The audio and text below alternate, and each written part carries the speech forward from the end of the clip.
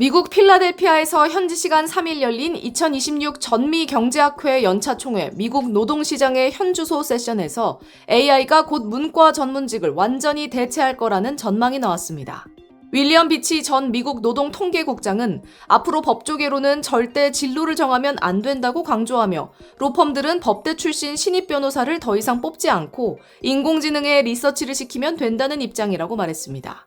그는 현재 미국 의회 예산 분석도 AI가 하고 있는 현실을 밝히며 내년에는 AI가 전문직을 어떻게 대체했는지 이야기하게 될 것이라고 우려했습니다.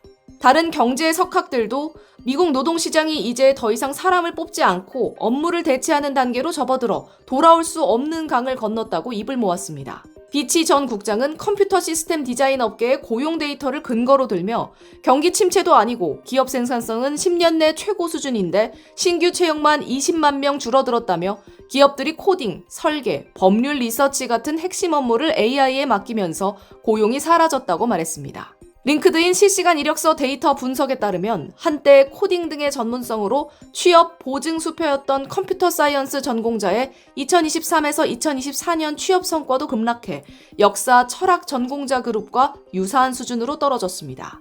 리사칸 로체스터대 교수는 빅테크가 채용문을 닫으면서 이공계 인재들이 하향 지원을 하고 인문계생들은 결국 시장 밖으로 밀려나는 구축 효과가 확인됐다고 지적했습니다. AI가 사무직뿐 아니라 블루칼라의 일자리도 대체하고 있다는 주장도 나왔습니다. 마이클 호리건 전 노동통계국 부국장은 저숙련 노동자에게 AI와 로봇은 인간을 완벽하게 갈아치우는 대체제일 뿐이라며 공장 자동화와 물류 로봇 도입으로 단순 노무직은 설 자리를 잃었다고 진단했습니다. 로버트 시먼스 뉴욕대 교수는 AI 도입 초기 프리랜서 작가 직업군은 임금이 10.2% 줄어드는 충격을 받게 되고 마지막 단계에선 영업, 마케팅 직군 임금도 9% 줄어든다고 전했습니다. SBS 김민정입니다. 우리나라 8대 전문직 중 하나인 회계사 자격증이 유명무실해지고 있다는 우려가 현장에서 나오고 있습니다. 회계사 시험 합격자는 회계법인이나 일반 기업에서 2, 3년 수습기간을 거쳐야 공인회계사로 등록할 수 있는데 자격증을 따도 받아주는 수습기간이 없어 미지정 회계사가 늘어나고 있다는 겁니다. 어제 공인회계사 선발 인원 정상화 비대위 소속 회계사 40여 명은 정부 서울청사 본관 정문 앞에 모여 이 사태를 즉시 해결하고 관련 규정을 정비해달라고 정부에 요구했습니다. 한국공인회계사회가 지난달 발표한 회계사 수습기간 운영 현황 및 개선 방향 연구자료에 따르면 올해 회계사 합격자 1,200명 가운데 수습기간 등록자는 10월 말 기준 338명, 전체의 26%에 불과했습니다. 취업 N수 현상이 확산되고 있다는 뜻입니다. 2024년 합격자 가운데 206명도 아직 미취업 상태입니다. 이른바 빅4 회계법인은 매년 800명 정도의 신입 회계사를 뽑고 있습니다. 업계에서는 정부의 수요 예측 실패를 원인으로 지목하고 있습니다.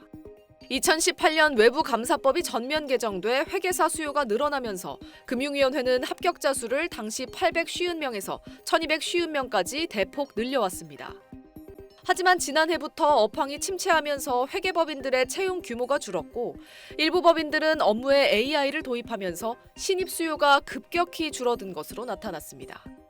결국 금융위가 지난달 내년 선발 예정 인원을 50명 줄이겠다고 밝혔지만 회계법인들이 내년 채용 인원을 올해보다 20%가량 줄이는 계획을 검토하고 있다는 사실이 알려지면서 현장에선 대책이 부족하다는 지적이 나오고 있습니다. 금융위는 회계법인뿐 아니라 정부, 공공기관, 공기업까지 실무 수습기관으로 활용하는 등 대책 마련에 고심하는 것으로 알려졌습니다. SBS 김민정입니다.